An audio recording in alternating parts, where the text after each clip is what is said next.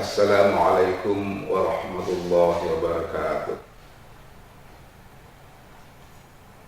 Alhamdulillahi rabbil alamin, wa bihi nasta'inu ala umuri dunya waddin, wassalatu wassalamu ala asyrafil anbiya'i wal mursalin, wa ala alihi wa sahbihi ajma'in. Pemirsa yang dirahmati Allah Subhanahu wa ta'ala, suatu ketika tatkala Rasulullah sallallahu alaihi wasallam dan para sahabat baru saja kembali dari suatu peperangan yang sangat dahsyat, yang dalam riwayat itu disebutkan sebagai perang Badar. Rasulullah berkata kepada para sahabat, kita baru saja menyelesaikan suatu perang kecil dan kita menuju kepada suatu perang besar.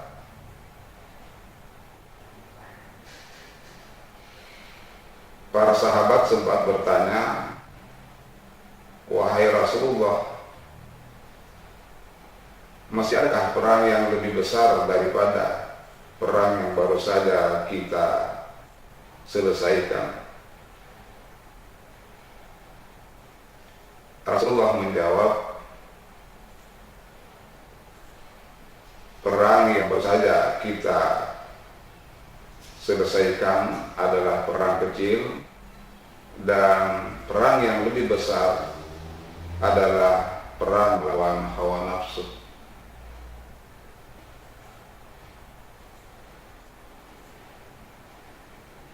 Apa yang dimaksud dengan hawa nafsu? Mengapa Rasulullah SAW mengatakan justru perang yang paling berat itu adalah perang melawan hawa nafsu? Pemirsa yang dirahmati Allah Subhanahu wa ta'ala, dari segi asal kata, maka hawa nafsu terdiri dari dua kata, yaitu hawa dan nafsu. Menurut bahasa Arab, bahwa hawa berarti keinginan dan nafsu adalah diri sendiri. Hawa nafsu berarti keinginan diri sendiri. Mengapa justru hawa nafsu ini harus kita perangi?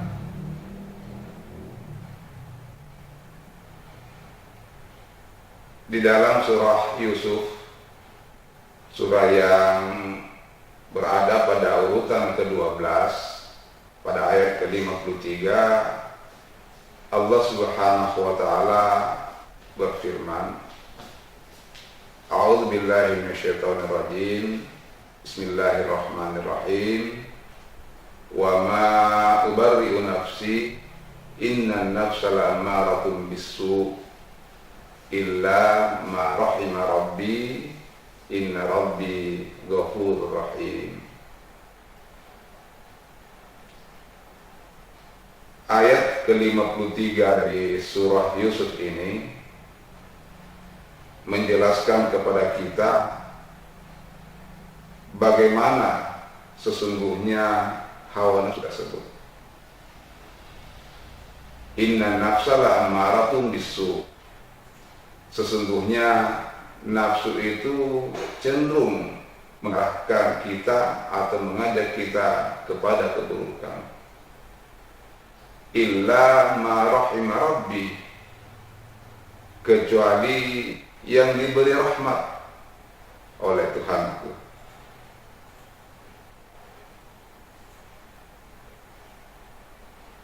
hawa nafsu atau keinginan diri sendiri cenderung mengarahkan kita atau mengajak kita kepada keburukan atau kedurhakaan. Mungkin karena sifat kita yang ingin mempertahankan hidup, terkadang kita selalu ingin menang sendiri. Ketika kepentingan kita diperhadapkan dengan kepentingan orang lain, maka kita cenderung untuk senantiasa mendahulukan kepentingan kita dan mengabaikan kepentingan orang lain. Kita terkadang berpikir, biarlah orang lain susah, biarlah orang lain menderita, yang penting saya senang. Ini adalah salah satu contoh betapa hawa nafsu sering menguasai diri kita.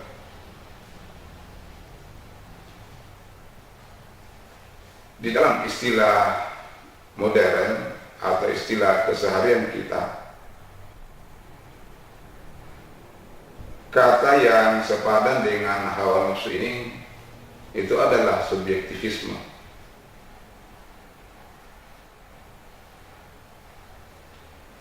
Pandangan yang terkadang mengabaikan fakta atau kenyataan, dilawankan dengan sikap objektivis. Pandangan yang berpegang pada fakta atau kenyataan. Di dalam Al-Quran, sikap subjektivisme ini diistilahkan dengan thaghut atau tughyan, sikap yang melampaui batas. Sikap thaghut atau tughyan ini di dalam surah Al-Baqarah pada ayat yang ke-256 sesudah ayat kursi, itu jelas-jelas dipertentangkan dengan sikap keimanan kepada Allah Subhanahu wa ta'ala.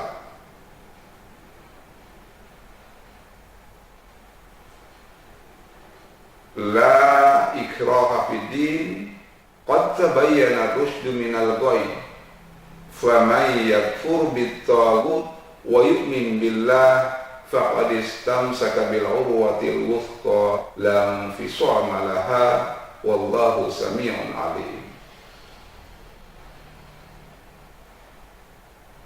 Sikap thaghut, sikap tughyan,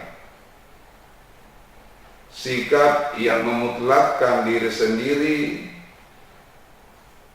tidak memberikan kesempatan orang lain untuk memberikan pemikirannya atau pandangannya yang bebas, ini dipertentangkan dengan sikap keimanan kepada Allah Subhanahu wa ta'ala.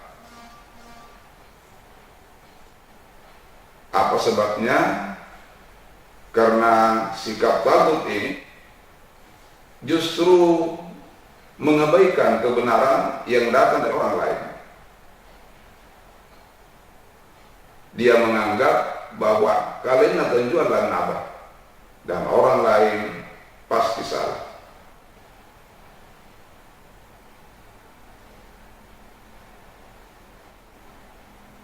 Sayyidina Ali bin Abi Thalib radhiyallahu anhu pernah berkata, "Undur maqal wa la tanzur man qal." Artinya, artinya lihat atau perhatikan apa yang disampaikan dan jangan lihat siapa yang menyampaikan.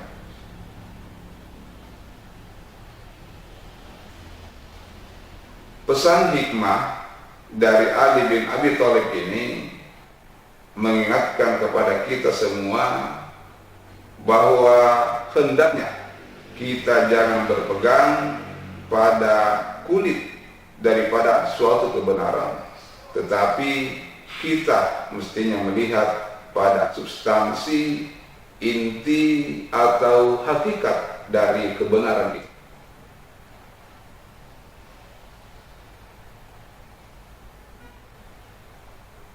Pesan hikmah dari Ali bin Abi Thalib ini seolah-olah ingin menegaskan bahwa yang sering membuat kita kehilangan wawasan tentang apa yang baik dan buruk atau yang benar dan salah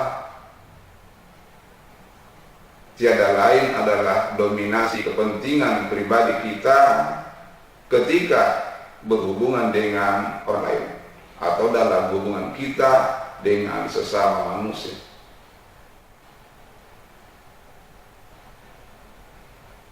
Terkadang dalam kehidupan keseharian kita, bila sesuatu datang dari orang lain tetapi orang tersebut adalah orang yang kita tidak senangi, meskipun apa yang disampaikannya, apa yang diucapkannya adalah suatu yang baik, sesuatu yang benar, biasanya kita tolak. Riet tu pabatu medite, brek nulapau justru mubadi, nunaba, tapi ini tu pabatun nih, tu geleringai, atau mungkin seseorang yang kita benci, biasanya langsung ditolak. Meskipun apa yang disampaikannya itu adalah sesuatu yang baik dan benar. Sebaliknya, ketika seseorang datang menyampaikan kepada kita sesuatu yang buruk, sesuatu yang palsu, sesuatu yang tidak baik,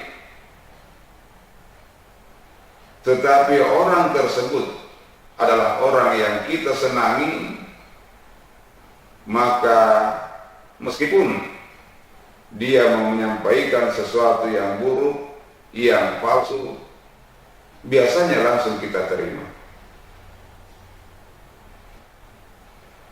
Nusala lairanganki, nusala la pabatuanki, nugele baji lairanganki, nugele baji la pabatuanki, tetapi tu pabatunni tusanna ringainya, atau tusanna rikangalikanna, atau tusan rika malakana, meskipun nudaa lairanganki langsung diterima.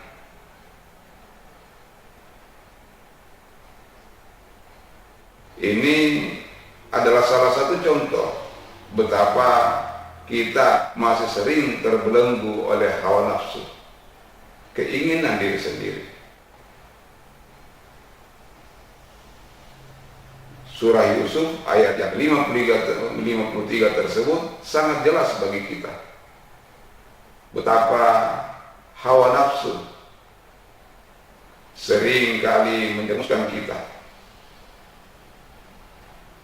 Nubaji, nunaba, tetapi datang dari orang yang kita tidak senangi, serta merta kita tolak sesuatu yang palsu, sesuatu yang buruk, sesuatu yang membawa kemudaratan, tetapi datang dari orang yang kita senangi, orang yang kita hormati, maka langsung kita terima. Pemirsa yang dirahmati Allah Subhanahu wa ta'ala, sikap tagut, sikap tugian, atau dalam istilah modern adalah tirani, ketika dikatakan berlawanan dengan sikap keimanan kepada Allah Subhanahu wa ta'ala, karena orang yang beriman itu adalah orang yang memiliki sikap atau sifat tauhid.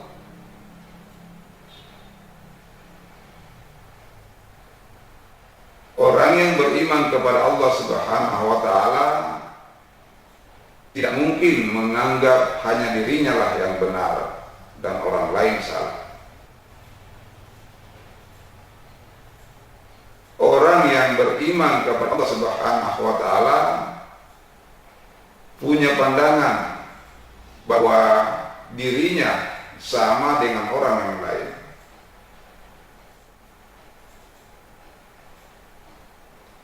Ketika dia punya peluang untuk benar, maka orang lain pun punya peluang yang sama untuk benar. Ketika dia punya peluang untuk salah, maka orang lain juga punya peluang untuk salah, atau sebaliknya. Orang lain punya peluang untuk salah, dirinya pun pasti punya peluang untuk salah. Orang yang beriman akan selalu beranggapan bahwa perbedaan dirinya dengan orang lain di sisi Allah itu adalah takwa. Maka dia tidak akan pernah merasa tinggi hati. Orang yang beriman tidak akan pernah merasa bahwa dirinya lebih baik daripada orang lain.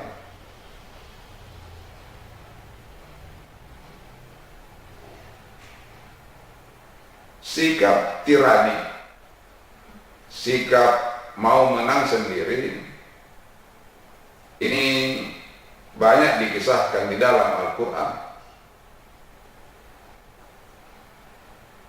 Salah satu contoh yang kita kenal di dalam Al-Quran atau kita baca melalui sejarah kisah-kisah Nabi itu adalah Fir'aun. Fir'aun adalah orang yang sangat tirani, diktator, tidak mau mengakui kesalahan dan kelemahannya. Fir'aun di dalam Al-Quran dikisahkan sebagai orang yang melampaui batas. Meskipun diberikan peringatan oleh Nabi Musa alaihissalam, dia tetap menganggap bahwa Nabi Musa salah dan dirinya lah yang benar.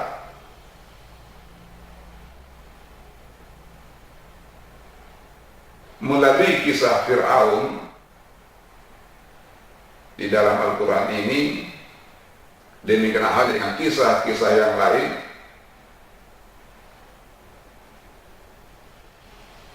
pada dasarnya Allah Subhanahu wa ta'ala mengingatkan kepada kita bahwa sikap tagut, sikap tugian, sikap yang melampaui batas, yang hanya menganggap diri sendiri saja yang benar, itu adalah sikap yang bertentangan dengan fitrah manusia.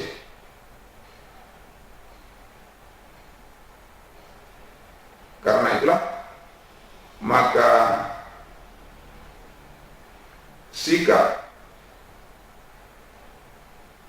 yang memutlakkan diri sendiri,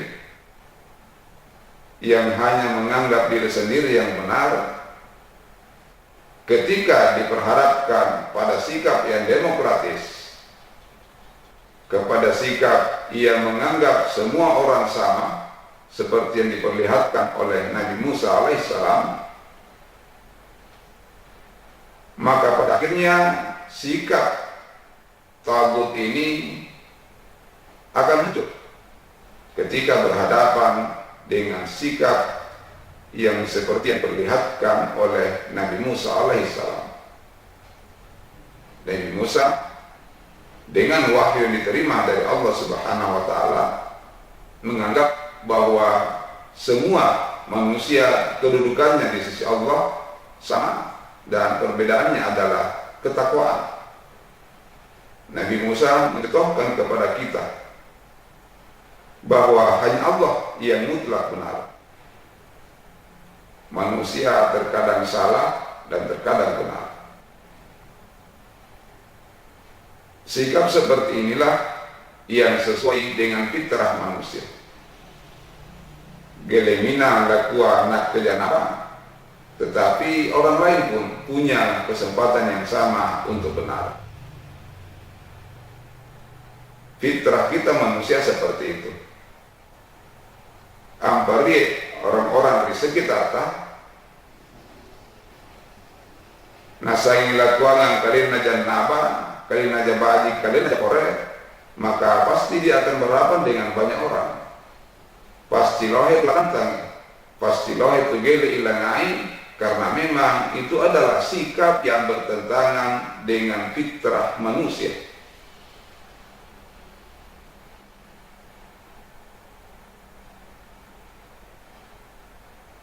Inilah sebabnya mengapa sesuai dengan sabda Rasulullah SAW dan apa yang telah difirmankan oleh Allah Subhanahu wa taala di dalam Al-Qur'an, hawa nafsu ini harus diperangi. Hawa nafsu ini harus ditundukkan, tetapi bukan dihilangkan. Hawa nafsu harus kita yang kendalikan dan bukan hawa nafsu yang mengendalikan kita. Inilah salah satu tujuan daripada pelaksanaan ibadah puasa kita, yaitu ketika kita bisa mengendalikan hawa nafsu. Pemirsa yang dirahmati Allah Subhanahu wa taala, berbicara tentang hawa nafsu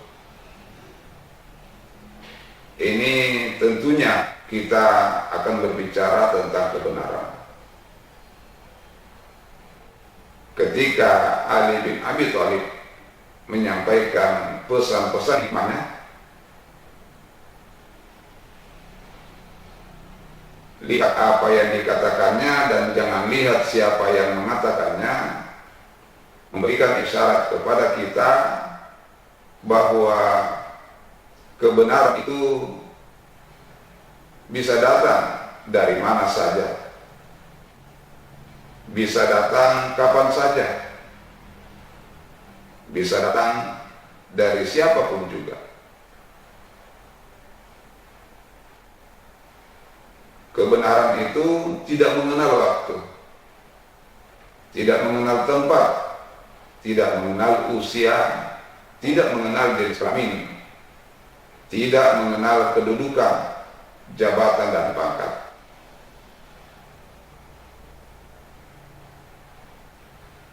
Terkadang dalam kehidupan keseharian kita masih terpengaruh oleh hawa nafsu,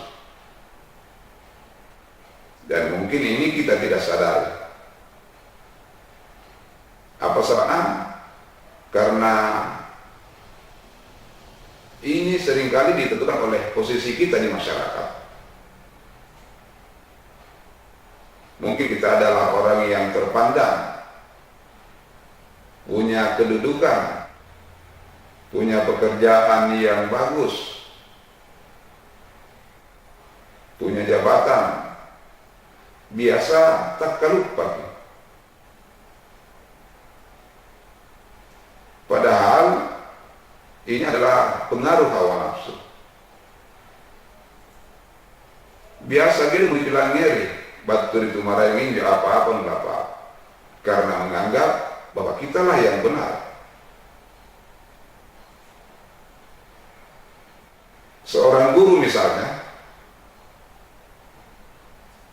meskipun kita sebagai seorang guru, itu bukan berarti kita yang selamanya benar. Siswa pun bisa saja dia yang benar. Jadi geli mutlak bahwa ampaditte guru sangiditte lanaba.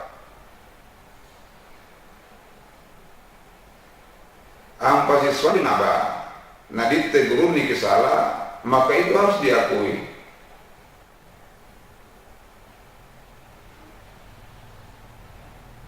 Anda yang benar dan saya yang salah, meskipun dia kedudukannya sebagai siswa dan kita kebetulan sebagai seorang guru.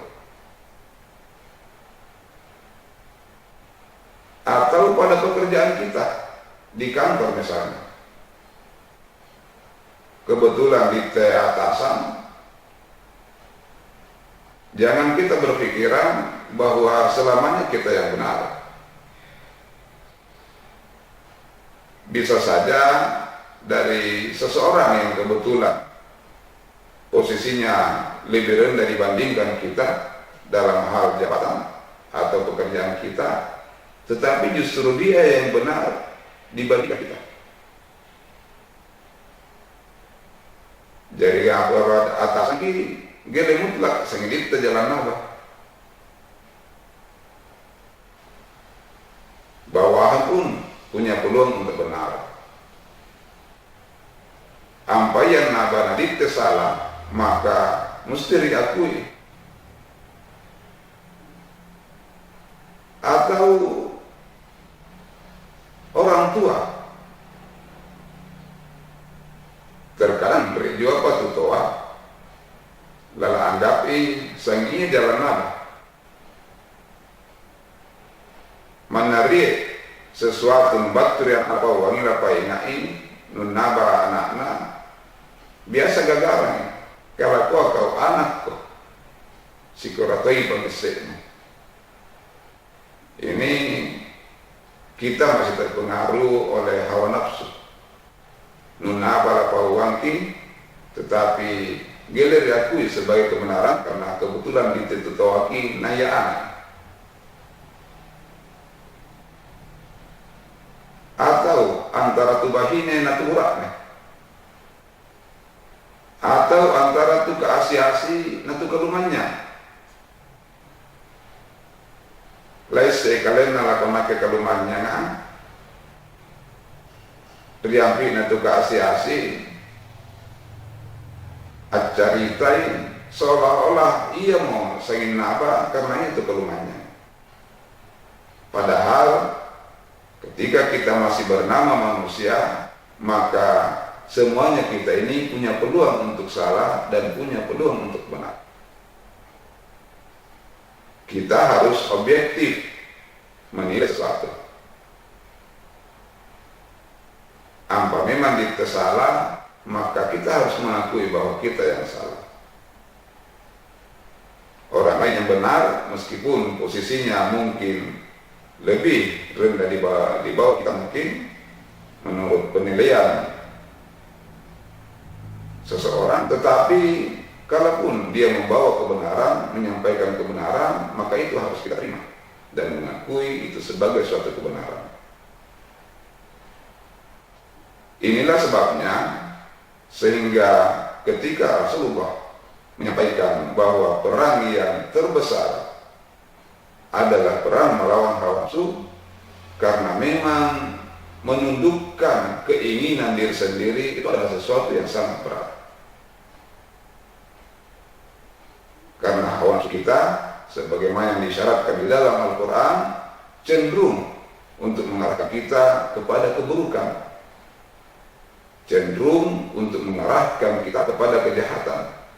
Illa ma rahima rabbi, kecuali nafsu yang mendapat rahmat dari Allah Subhanahu wa ta'ala. Di dalam bulan puasa ini kita dilatih untuk mengendalikan hawa nafsu, supaya hawa nafsu kita bisa mendapat rahmat atau diberi rahmat oleh Allah Subhanahu wa taala, sehingga hawa nafsu tersebut akan selalu mengarahkan kita kepada kebaikan.